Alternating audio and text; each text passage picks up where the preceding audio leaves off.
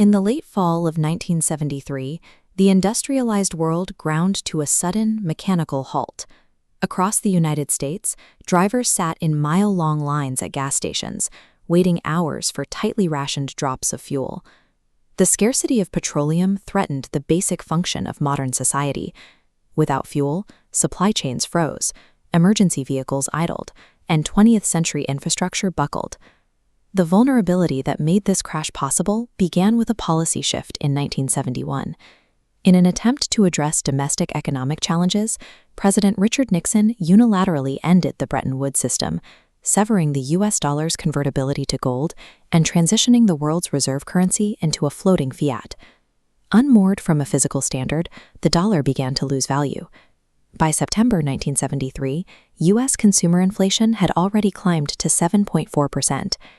At the same time, American domestic oil production reached its peak, leaving the nation increasingly reliant on imports.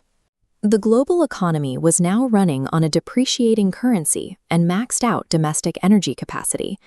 By the fall of 1973, it was a flammable tinderbox, waiting for a catalyst. That catalyst arrived in October 1973, with the outbreak of the Yom Kippur War. In response to Western military aid reaching Israel, the Arab members of the Organization of Petroleum Exporting Countries, OPEC, met to deploy their strategic leverage. They initiated a strict embargo and production cuts targeting the United States and its allies. The spigot closed. Millions of barrels of daily supply vanished from the global market in a matter of weeks, creating an immediate physical shortage. This chart tracks the price of crude oil over a century, showing a vertical spike occurring in 1973. Within months, the global benchmark price for a barrel of oil quadrupled. This geopolitical maneuver instantly drained the purchasing power of Western nations, demonstrating how a supply contraction in energy could effectively dictate the economic health of entire countries. For decades, the Phillips curve showed inflation and unemployment moving in opposite directions. The 1973 shock broke that pattern. As energy costs touched every sector, prices soared while fuel-starved businesses laid off workers. Economists named this anomaly stagflation, a stagnant economy crippled by inflation. At the Federal Reserve, Chairman Arthur Burns faced a disaster with no historical precedent. He was trapped by a flaw in stop-go monetary policy. Raising interest rates to kill inflation worsened the recession, but cutting rates to save jobs flooded the system with cheap money and sent prices higher. The crisis paralyzed policymakers. The traditional macroeconomic playbook, built for fluctuations in demand, was unable to account for a hard, physical restriction of supply. Desperate to manage the scarcity, the Nixon administration mandated strict conservation measures. They imposed a national 55-mile-per-hour speed limit and urged citizens to turn down their household thermostats. Congress then passed the Emergency Petroleum Allocation Act. This created a two-tiered price control system, capping the cost of old oil produced from existing wells while allowing new oil to sell at higher market rates. These price controls distorted the market.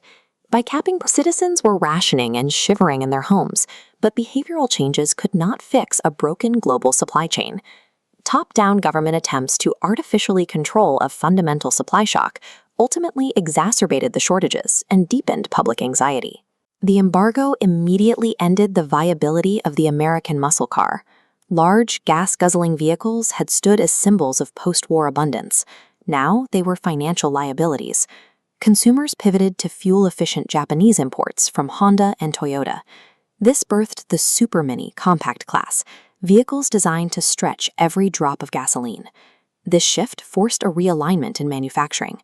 American automakers, caught off guard by the need for efficiency, lost massive swaths of domestic market share to foreign competitors.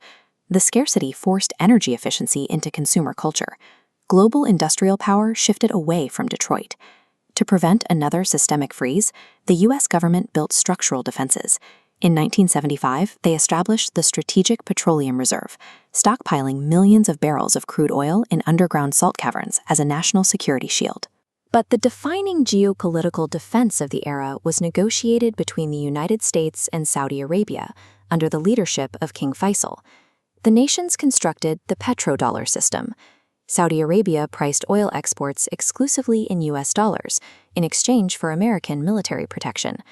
The second half was petrodollar recycling. Dollars earned by oil producers were systematically reinvested into U.S. Treasury securities, effectively funding American fiscal deficits. This agreement utilized the dollar's status as a fiat currency to secure energy flows, propping up global demand for the dollar and establishing a framework for American influence in the Middle East that lasted for decades. Yet the macroeconomic damage was already done. The inflationary trend that began in 1973 continued to plague the U.S. economy for the remainder of the decade. It would take a new Federal Reserve chairman, Paul Volcker, to break the cycle. Starting in 1979, Volcker deployed harsh interest rate hikes to finally end the inflation, though it triggered a deep recession. The 1973 crisis shattered the post-war illusion of endless abundance. It established energy as a primary geopolitical lever and the bedrock of macroeconomic survival.